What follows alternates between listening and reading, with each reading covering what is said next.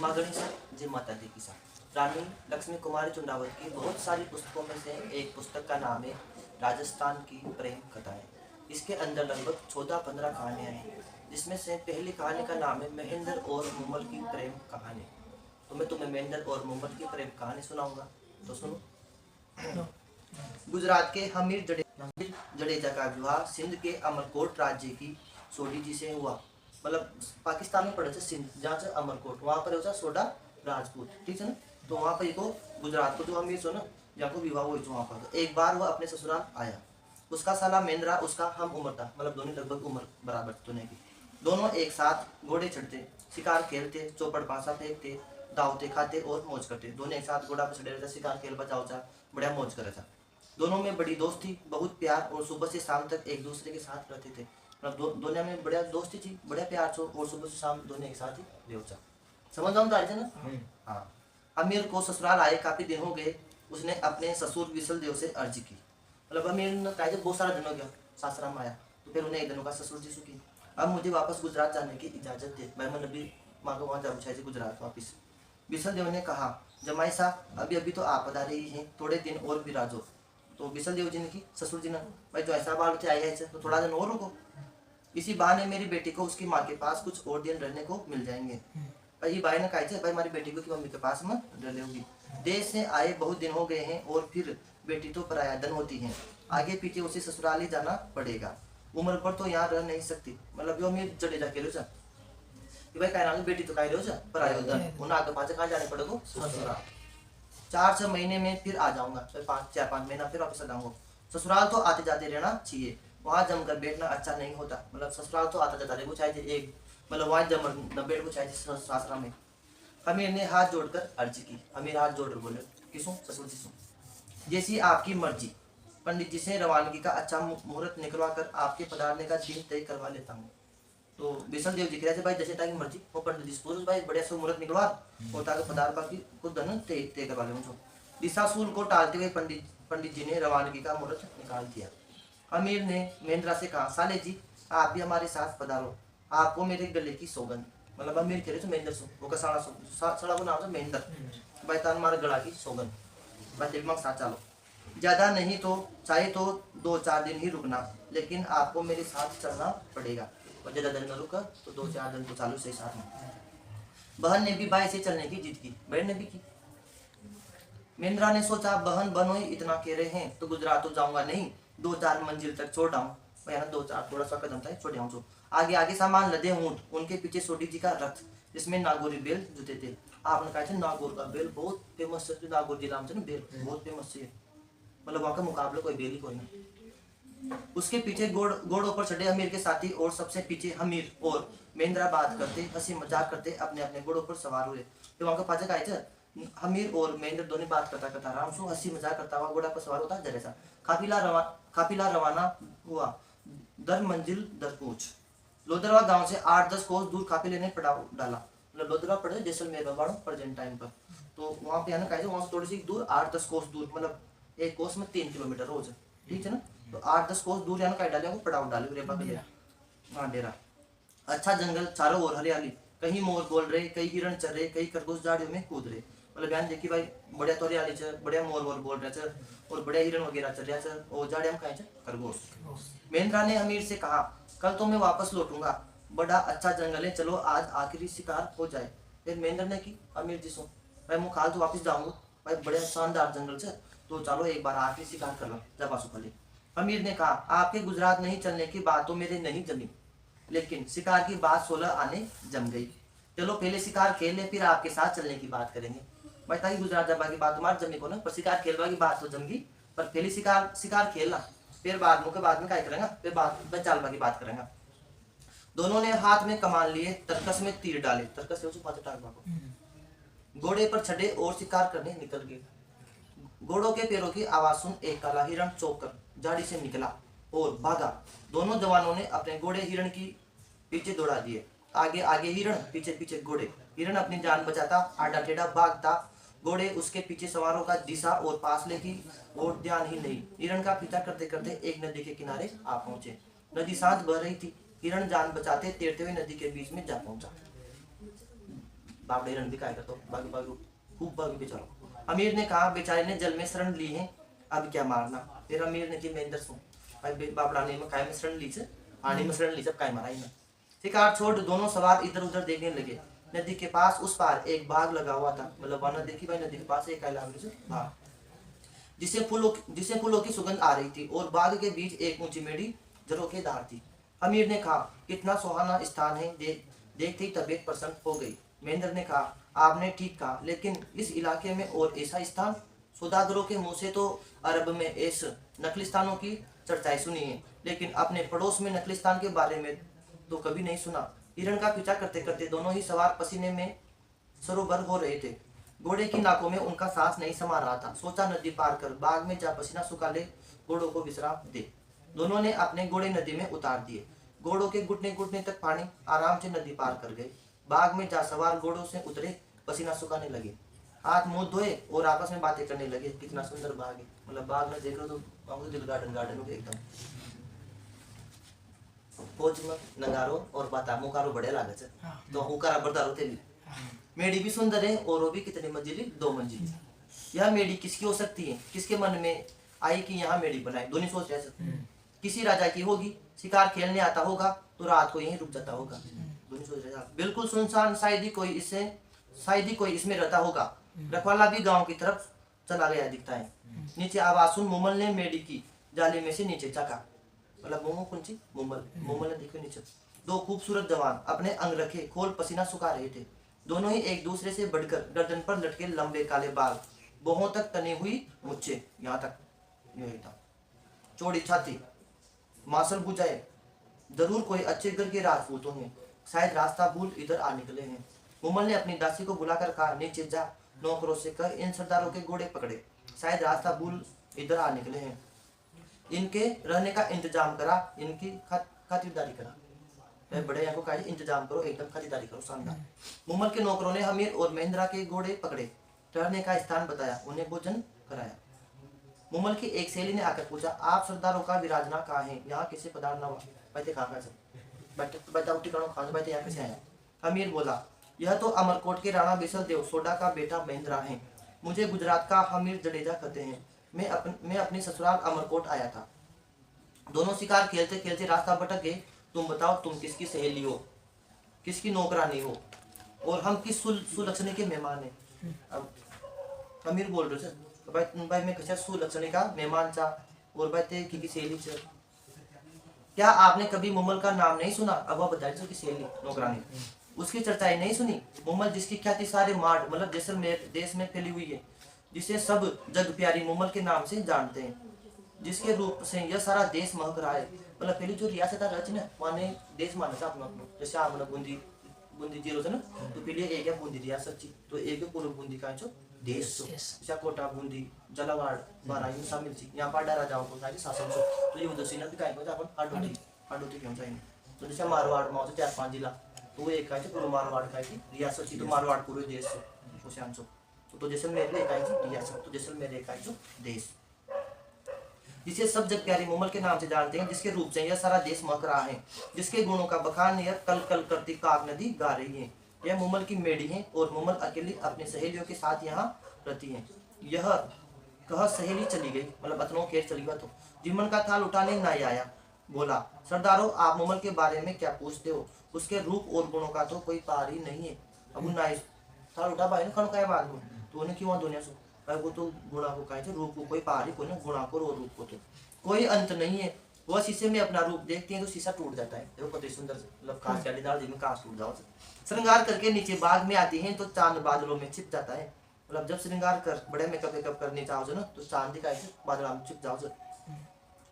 उसकी मेढ़ी की दीवारों पर कपूर और कस्तूरी का लेप किया हुआ है, जो की दीवार है मेढ़ी की, यहाँ पर खाए कुछ कस्तूरी मतलब कस्तूरी को और कपूर को लेप करे कुछ। ओखलियों में कस्तूरी कूटी जाती है। मन मन दूध से रोज स्नान करती है, शरीर पर चंदन का लेप कराती है। मुमल तो दुनिया से अलग है, भगवान ने वैसी दूसरी नहीं बनाई। कति सुंदर से अमीर ने पूछा मुमल की शादी हो चुकी है या वह कुंवारी है? अब अमीर ने पूछी भाई कुंवारी से भाई ब्याह हो गया? बिल्कुल अखंड कुंवारी, रात दिन राग रंग में डूबी रहती है, लेकिन पुरुषों से बिल्कुल दूर, एक से एक खूबसूरत बहादुर गुणी धनवान जवान पुरुष उससे शादी करने आए, लेकिन मुमल ने तो उनकी तरफ देखा तक नहीं, कोई पसंद ही नहीं आया। मुमल ने तो प्रण ले रखा है कि वह विवाह उसी से करेगी जो उसका दिल जीत लेगा, नहीं तो वह सारी उम्र ही कुंवारी रहेगी। मुमल की सहेली आई, आप में से किसी एक को मुमल ने मेड़ी में पधारने की अर्ज कराई है। भाई मुमल ने कीजिए भाई ऊपर मेड़ी पर पधारो। अमीर ने कहा साले जी आप जाइए। अमीर ने की साले जी भाई पहले जाओ देगा।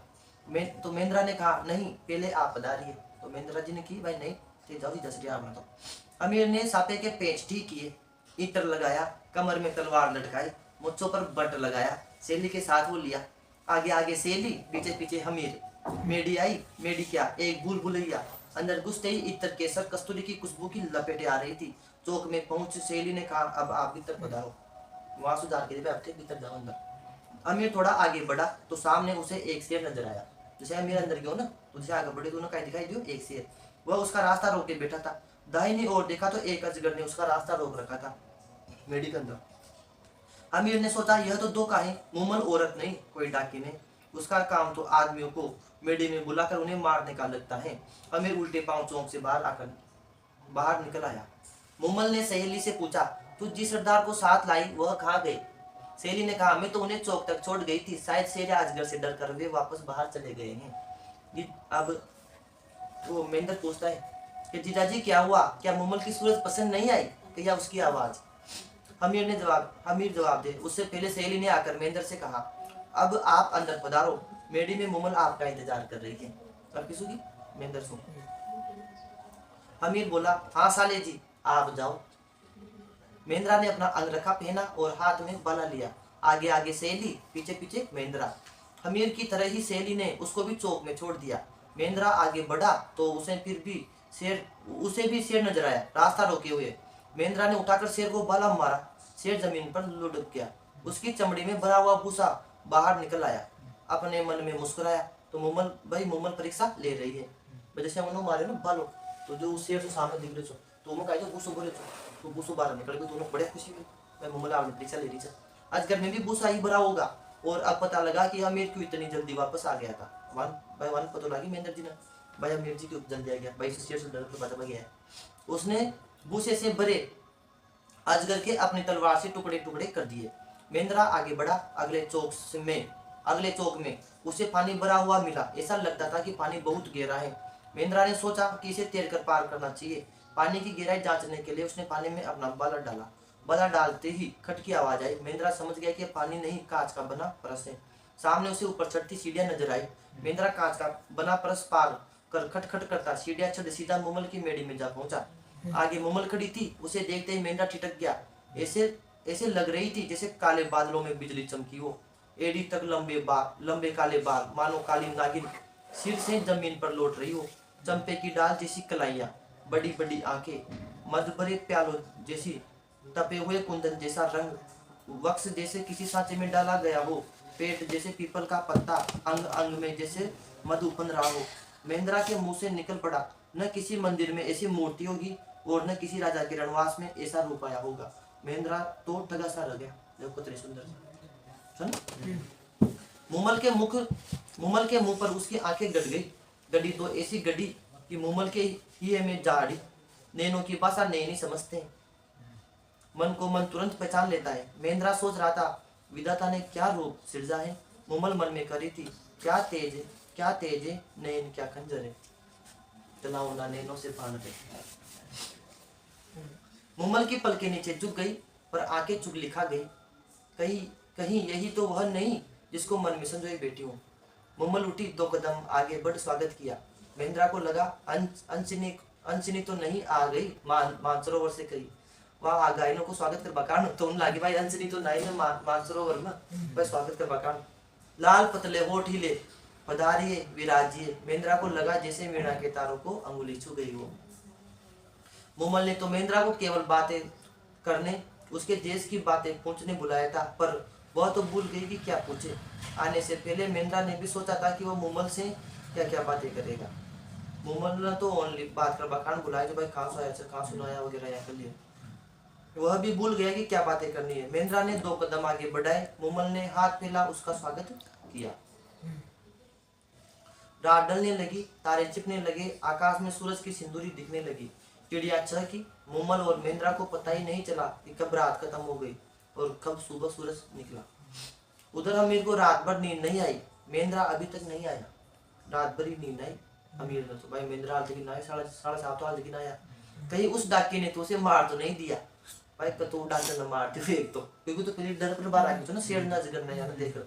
सुबह होते ही उसने नाई के साथ मेडी पर संदेशा भिजवाया, मेंद्रा जी को कहो कि अब तो बाहर आए, अब तो सारे समाचार सुना ही दिए होंगे, अब तो जाना ही पड़ेगा। मेंद्रा ने कहा। मूमल ने कुछ नहीं कहा, मेंद्रा को देखती ही रही। वह समझ गया। कहा, मूमल मैं फिर आऊंगा, एक बार नहीं 1000 बार। भाई एक बार ना 1000 बार आऊंगा। तो मेंद्रा बाहर आया तो अमीर उसके गले पड़ गया। वाह मेंद्रा जी, ऐसी भी क्या क्या बातें हुई जो सारी रात निकाल दी। पता नहीं मेरे दिमाग में क्या क्या ख्याल आए। अमीर बोलता जाए, डांटता जाए और सवाल पूछता जाए, लेकिन मेंद्रा एकदम चुप।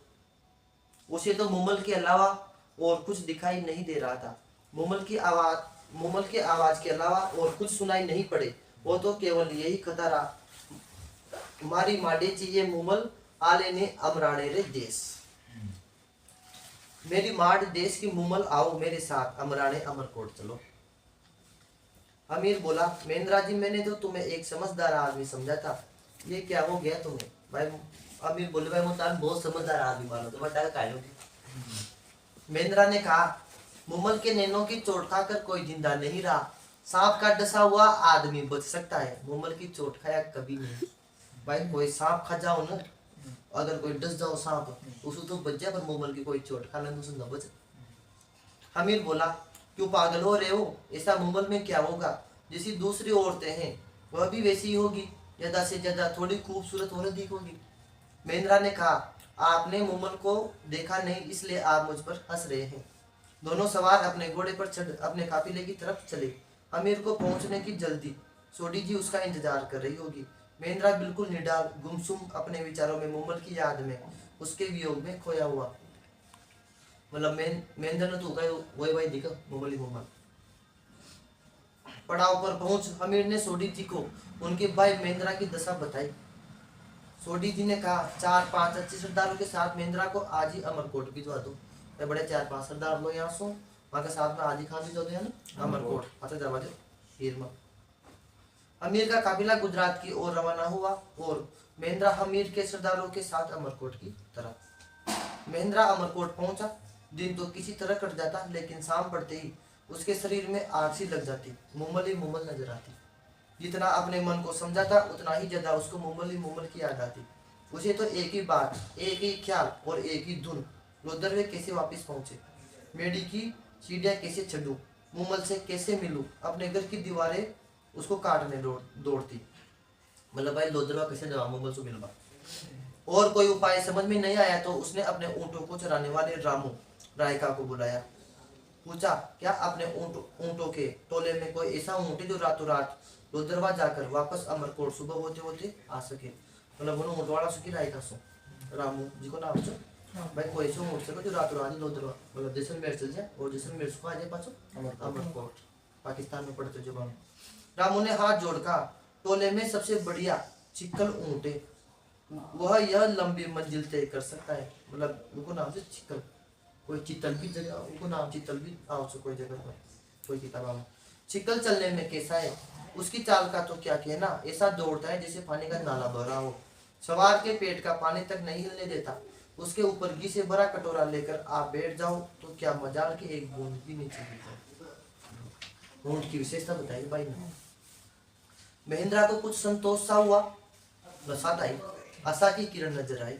रामू रायका ने कहा, छोटे कानों वाला, घने बालों की पूंछ वाला और गुटवा नली वाला, ना करते नागौर पहुंचे। देखते देखते जैसलमेर उगावे, गड़ी एक रस्सी ढीली छोड़ो तो दिल्ली की खबर पलक मारते ले आवे।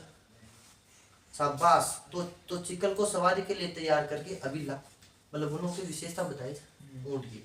महेंद्रा ने रामू रायका से कहा। रामू ने चिकल को संवारा, नाक में नई नकेल डाली, नाक में डाली, गले में कोड़ियों का पट्टा डाला, गोरबंद पहनाया, मतलब गोरबंद ऊँट को आभूषण, कानों में चांदी की कड़ियां डाली, पलार जीन से पूंछ बांधी, नेवरिया फेनाई पाँवों में, नेवरिया पाँवों में वगैरह। मेंढा ने चिकल पर बेट एड़ लगाई। चिकल ने लोदरवे का रास्ता पकड़ा। ऊंट तो मानो हवा से बातें करता जा रहा था, मतलब बड़े उल्लू जाएगा। एक पहर रात बीते, चिकल ने महेंद्रा को लोदरवा ला पहुंचाया। मतलब एक पहर ही बीते तो जिम्मे तो कहाँ मिल दियो लोदरवा में, कहाँ से हमारे कोर्स देख कितना हो दियो वो फॉर्च्यूनर माल है रेगिस्तान की भाई साहब। महेंद्रा मुमल से आ मिला, मानो ज्येष्ठ मास की जलती जुलसती धरती को पाउस का पानी मिल गया। महेंद्रा की प्याली जैसी बड़ी बड़ी आंखों में नेह उमड़ रहा था। मुमल उस रस की घूंटे पी रही थी। जितना पी रही थी उतनी प्यास बढ़ रही थी। चंदन के पेड़ पर लिपटी लता की भांति मुमल लहलहा रही थी। हृदय का नेह नैनों में झलक रहा था। महेंद्रा अपने बागे को सराह रहा था। उठा हुआ वक्षस्थल, पतली कमर, देवाले के स्तंभ जैसी जंगाएं, खराज पर उतारी पिंडलियां, सुपारी जैसी एड़ी, ऐसी स्त्री पाना तो पूर्व जन्म की तपस्या का फल है। ऊपर 16 कलायुक्त चंद्रमा अमृत किरणें दिखा रहा था। नीचे मुमल के अमृत भरे बोल महेंद्रा के कानों में अमृत बरसा रहे थे। मुमल के लंबे काले केसों को सहलाते महेंद्रा ने पूछा, तुम्हारी वन जीवों में? तो ऊपर 16 कलायुक्त चंद्रमा अमृत किरणें बिखेर रहा था। नीचे मुमल के अमृत भरे बोल महेंद्रा के कानों में अमृत बरसा रहे थे। मुमल के लंबे काले केसों को सहलाते महेंद्रा ने पूछा, तुम्हारी वन जीवों से कब की जान पहचान है? इन नागिनियों को कब से पाला? हिरण जैसी आंखों से मुमल ने महेंद्रा की ओर ताका। आंखों में आंखें डालते महेंद्रा ने पूछा, यो जागना क्या मर्गियों ने सिखाया है? हिरण। दोनों रस के सागर में डुबकियां लगाते रहे। महेंद्रा ने कोने में पड़ी सितार उठाई। मांड राग के स्वर निकले। स्वरों के साथ राग की रसीली मुमल की गर्दनी ली।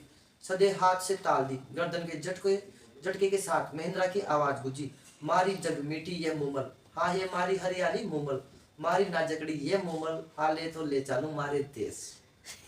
तारों की ज्योति मंद हो रही थी। घड़ियां पल में बीत रही थी।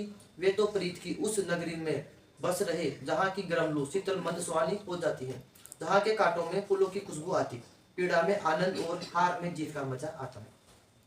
3 पहर रात गए। 3 पहर की रात बीत गई।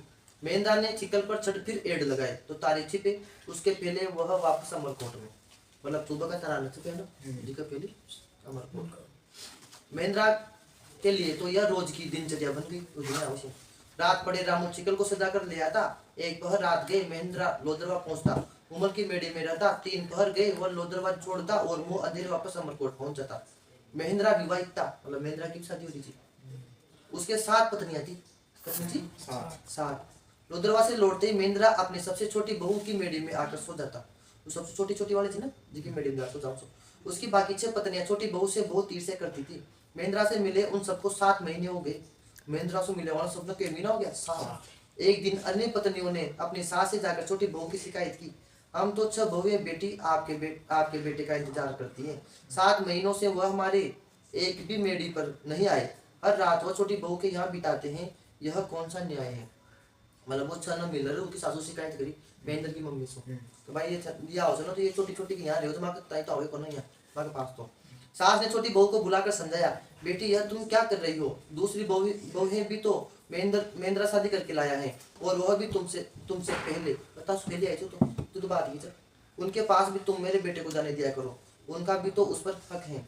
छोटी बहू अपनी सास के पैरों को हाथ लगा के बोली, आपके पैरों की सौगंध, आपका बेटा पिछली पहर मेरी मेड़ी पर आता है, मतलब सुबह और बिना कुछ कहे सो जाता है, तो फिर दोपहर कोई उठता है। मेरे से तो पिछले 7 महीनों में उन्होंने एक बार भी बात नहीं की।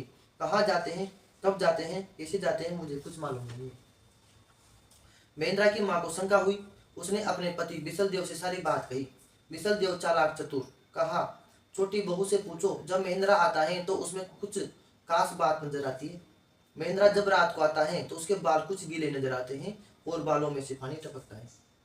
बालों के नीचे कटोरा रख देना, टपकता हुआ पानी उसमें गिरेगा, फिर मुझे कटोरा दिखाना, बिसल देव ने कहा। दूसरे दिन कटोरा बिसल देव के सामने लाया गया। बिसल देव ने पानी देखा, फिर उसे छका। यह पानी तो काग नदी का है, जरूर महेंद्रा मुमल की मेड़ी जाता है। भाई मतलब वो टाइम पर मुमल का है बहुत सुंदर सी ना, तो इनको बढ़िया बखान चल रहे टाइम पर, तो वहाँ सुनने ध्यान चीज है, वहाँ बढ़िया सुंदर राजकुमारी से पानी पतो लगा ले पानी से। देखो पहले काम का तो दिमाग रहा। 7 बहुओं के तो जैसे आग लगी, 7 आग लगी। 7 बहुओं के तो जैसे आग लग गई। क्या हम सब एक तरफ और मुमल हमसे बढ़कर? सबों ने मिलकर सलाह की, पता लगाया जाए कि महेंद्रा कैसे लोदरवा पहुंचता है, फिर आगे की सोचे। अपने रिश्तेदारों को रात भर जगे रहकर इस बात का पता लगाने को कहा। रात पड़ी तो रामू चिकल को लेकर आया। महेंद्रा सवार हो रवाना हुआ। सातों बहुओं ने कहा, चिकल के पेड़ तोड़ दो, मतलब ऊँट का, उसे मरवा दो, न चिकल रहेगा न महेंद्रा रातों रात लोदरवा पहुंच पाएगा। सातों बहुओं ने चिकल के पेड़ तोड़वा दिए। रात पड़े जब रामू और चिकल ऊँट नहीं आए तो महेंद्र रामू के घर गया, उसे आवाज लगाई। रामू की स्त्री ने कहा, वह तो बिस्तर पर पड़ा है, क्यों, क्या हुआ?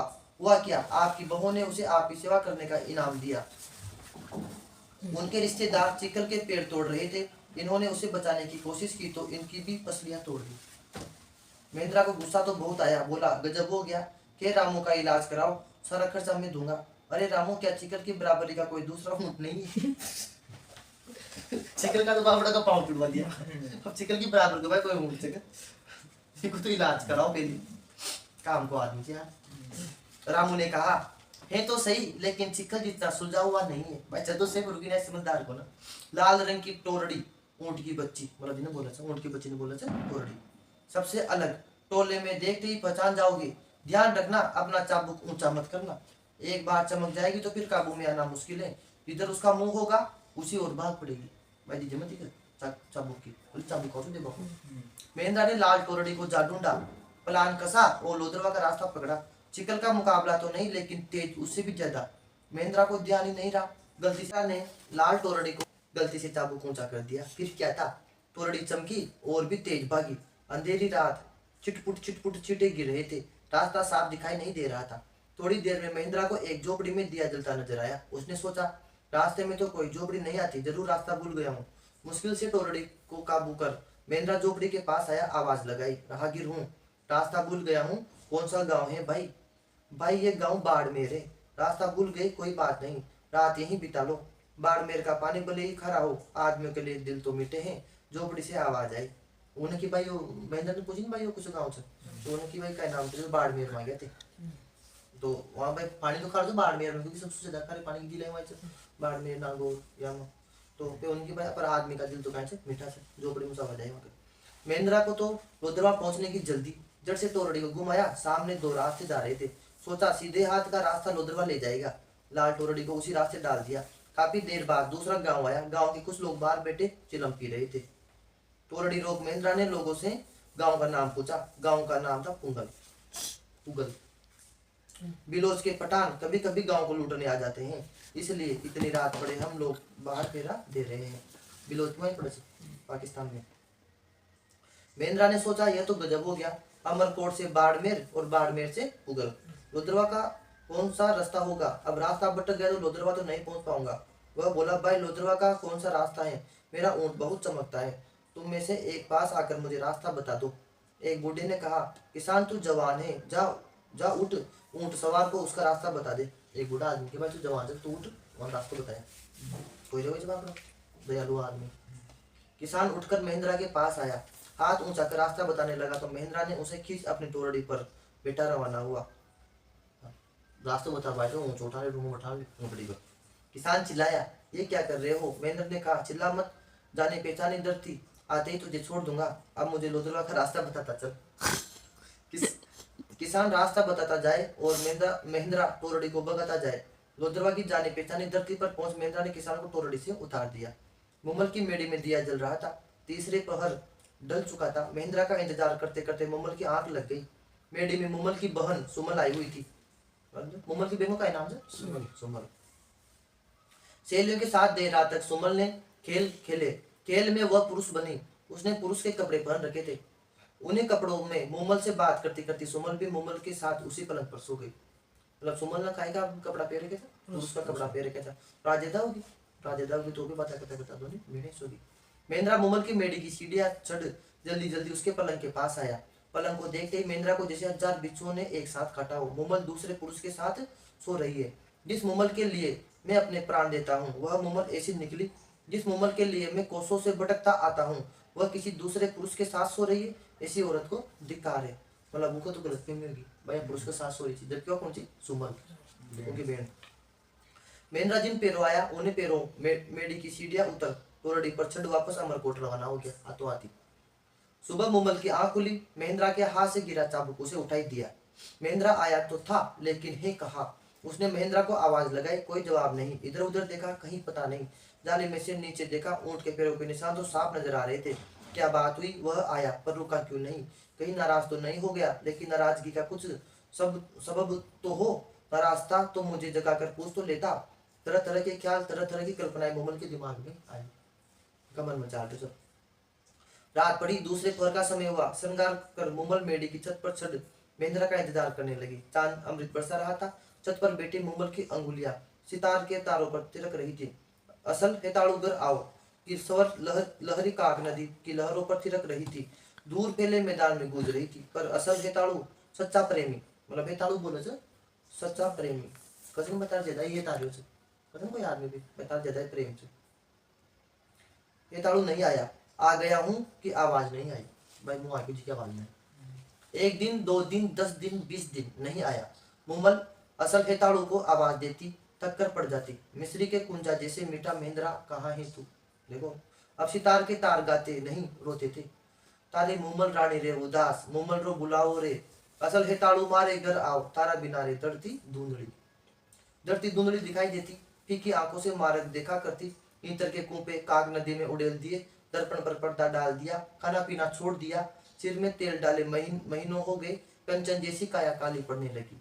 अमरकोट चिट्ठी भेजी तो महेंद्रा की बहू ने चिट्ठी महेंद्रा तक पहुंचने ही नहीं दी। मतलब मूमल ने महेंद्रा तक चिट्ठी पहुंचाई ना, वहां तक महेंद्रा तक चिट्ठी ने पहुंचा दी। महेंद्रा से मिलने आदमी भेजे तो उन्हें शहर में नहीं घुसने दिया।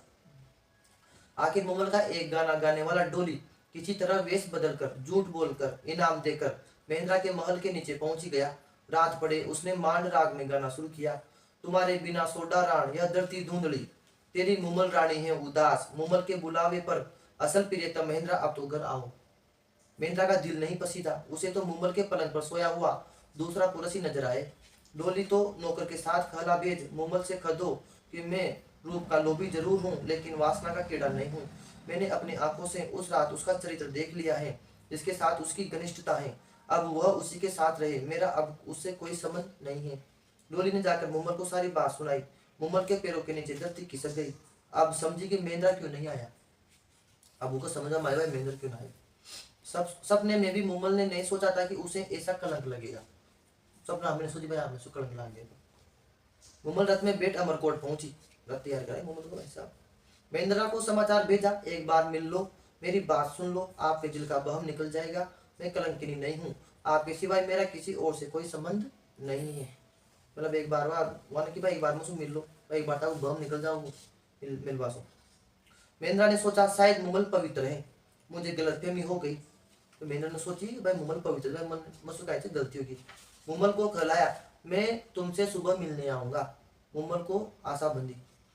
महेंद्रा ने सोचा देखे मूमल मुझसे कितना प्यार करती है। मैं देखा अभी देखा उतना प्रेम करते देखा जब तो अकेली करे। सुबह उसने अपने नौकर को सिखाकर मूमल के डेरे भेजा। नौकर रोता पीटता वहां डेरे पहुंचा। कहने लगा महेंद्र जी को तो रात को नाक डस गया। लूट माटी पाती भाई महेंद्र जी तो कहते रात में नाक डस गयो। नौकर का यह कहना था कि मूमल तो पछाड़ खाकर जमीन पर गिर पड़ी और उसके प्राण पखेरु उड़ गए। उन्हें तो उन्हें सुनता ही नीचे पड़ी जमीन में खड़ी खड़ी सीधी होगा तो प्राणी उड़ गया। महेंद्रा ने सुना तो वह पागल हो गया।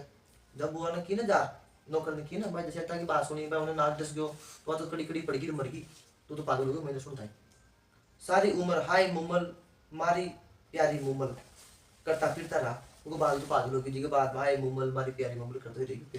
जैसलमेर के पास लोदरबाग में काक नदी के किनारे आज भी मूमल की मेडी खड़ी हुई है। मूमल महेंद्रा के प्यार और बलिदान की दास्तान सुनाती है। मतलब यहाँ लोदरबाग में कहा कि मेडी मूमल की आज भी तो प्यार की दास्तान की बात कहानी से या कहानी से। तो आप अपना चैनल अगर बड़े लगे तो चैनल सब्सक्राइब लाइक जरूर कर जो और यहाँ ग्रुप में बढ़िया शेयर कर जो। फिर अगली कहानी ले रहा हूँ। यदि इस कहानी को पढ़ते समय हमसे कोई भूल हो गई हो तो उसके लिए एक शायरी है बढ़िया सी। भूल से भूल हुई तो भूल समझ के भूल जाना, भूल से भूल हुई तो भूल समझ के भूल जाना हर भूल को, मगर हमारा चैनल सब्सक्राइब करना मत भूल जाना। धन्यवाद।